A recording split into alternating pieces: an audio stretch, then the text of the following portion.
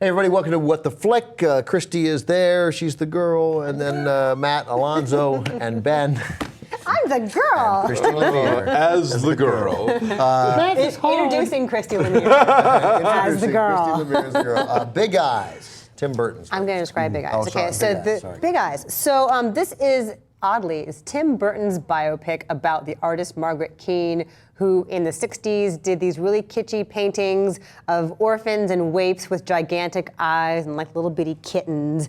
And they were ugly and weird, but sort of had a cult following to them. The only thing is that her husband, played by Christoph Waltz, stole the credit for them, pretended to be the artist, and they lived under this ruse and made a ton of money and gained a lot of popularity under a giant lie. And it's how Margaret Keane finds her voice and gets her groove back. Take a look. What's your name? Margaret. Wouldn't you rather flirt with those girls down there? No, I like you, Margaret. Wow, this is all happening mighty quick. I am a divorcee with a child. Walter's a blessing. You're gonna love this stuff. Why are their eyes so big? The eyes are the windows of the soul. That's why I paint them so big. I've always done it that way. Why are you lying? Sadly, people don't buy lady art. The painting says Keane. I'm Keane, you're Keane. Smile. We're sold out. They adore you, Big Eyes. He sells paintings, and he sells pictures of the paintings, and he sells postcards of pictures of the paintings. Good God, it's a movement. So, are you flipping for all this? Honestly, I can't believe I live here. I remember when Mama painted that. You're confused. I painted that. So, who is the artist?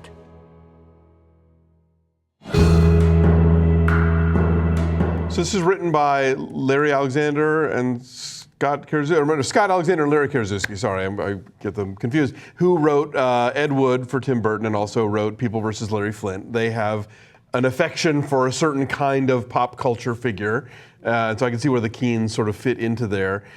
My thing with this movie, as opposed to those other two, is that in the other ones, you get more of an idea of the main characters and also the community and the family they create around them to do the work that they do. And this one, it's more about the story is so fascinating between, the whole ruse about, covering up who the real painter is and then them facing off in court to prove that it was really her.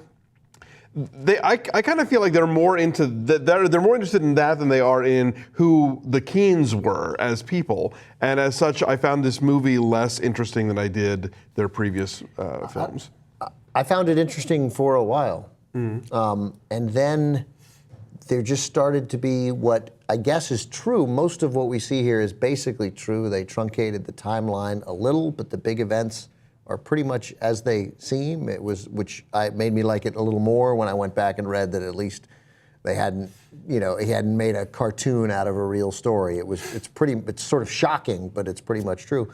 But there were decisions made by the characters which just completely sort of took me out of the movie. One, the degree of the covering up they do to deny people to know who the real artist is, it seemed nuts for a time, and leaving they hide it from their daughter. I don't think that's given anything away, in a way that just seemed preposterous and crazy. I don't know how true that part was. I mean, the idea being, what he keeps telling her is that, people aren't going to buy from a female painter. And that may well have been true. I think the movie could have done a better job of sort of contextualizing that statement and saying, no, really, women weren't being taken seriously in the art world or whatever. But she even mentions George O'Keeffe. Yeah, no, She's like, boom, Georgia O'Keeffe. Right, yeah, but you're right. That's as much as the movie ever gets to sort of debating that. But he was a big personality, or at least in the movie, and she is meek and withdrawn, and that part's credible. Keeping it from her daughter, when you could just explain that, hey, no, we're trying to sell it, so just tell everybody Walt. But also in context of the timing of the movie, right? I mean, it's a big personality and kind of a meek, mousy woman in the 50s, where at that point, it's not like, the last 20 years where somebody can kind of... But keep in mind, though, but one reason why I struggled with her meekness was the movie opens with her in the 1950s, and the voiceover tells you, look at this, she's leaving her husband, and people in the 1950s didn't do this, and she sort of goes out on her own, and so she's not really meek, and then she gets meekified, sort of. Well, but I think that for me at least, the movie showed that she had very real consequences for that. She has trouble finding a job. Yeah. She has trouble in life, and she kind of jumps at, when when Walter Keane proposes to her more out of convenience than anything else, she kind of jumps at that because it's really the fear of her daughter being taken away. Like she'd come out and thought, look, I'm going to be bold and leave, and then was like, oh shit, this doesn't work out, and then this guy, that makes it a little more credible. So you should have talked to me after. This is an extremely straightforward Tim Burton film, for better and for worse, right? He's made a series of films which kind of sucked, right? Dark Shadows kind of sucked. Yeah. This is a damn sight better than a lot of his movies. It is, but it's comparatively, in tone, in structure, it's not a very Tim Burton film. Right. It's shot beautifully. Bruno Delbonnel, who shot Inside Llewyn Davis, also shot this, and it is as colorful and as rich and vibrant as Inside Llewyn Davis was, striking in its austerity. And I mean, at the beginning, when she's getting in her car after leaving her husband, I felt like, is this an outtake from Edward Scissorhands? Like it was so the suburban, and then the coastline as she's going down to San Francisco. I mean, it's vibrant, beautiful blue and green. It's a really restrained performance from Amy Adams. It's really subtle and maybe too much so, especially compared to Christoph Waltz, who was chewing shit up. There was the clash was too much. Like I thought he overwhelmed Danny her. Houston too.